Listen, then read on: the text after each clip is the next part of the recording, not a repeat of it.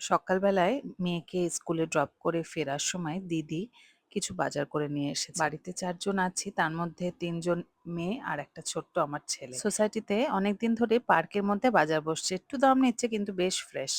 অনেক কিছু আইটেম নিয়ে আসছে টুকটুক করে। ৩৫০ টাকা এটারই বিল হয়েছে। তো আজকে একটুখানি লাউ চিংড়ি বানাবো ঠিক করেছি। হরিণা চিংড়ি এনে দিয়েছিল কিছুদিন আগে আরেকটি দিদি। একদম টাটকা দেশি চিংড়ি যেগুলো, বেশ ভালো লাগে। এই ফ্লাওয়ার ভাসটা আমি ক্লাস 4 এ গিফট হিসেবে পেয়েছিলাম একটা অন্তাক্ষরী কম্পিটিশনে। ওটা এখনো রেখে দিয়েছি স্মৃতি হিসেবে। অনেক কটা অ্যামাজন থেকে অর্ডার করেছি, এক এক করে খুলবো, শেয়ার করব।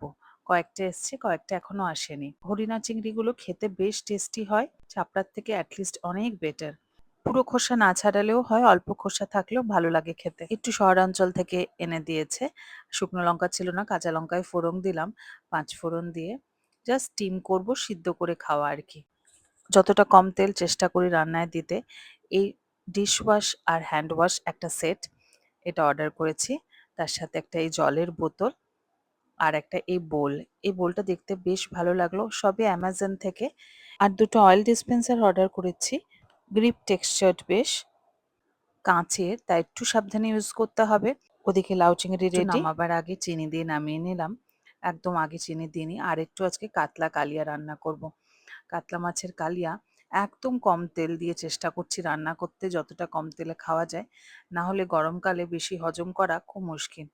মাপে মাপে করছি, ৪ জনা আছি, ৪ জনার মতন করেই। আজকে ছেলে আর মেয়ে দুজনেই স্কুলে যায়নি, সর্দি লেগেছে, এই সিজনে যা হয়, তাই স্কুলে আর পাঠালাম না।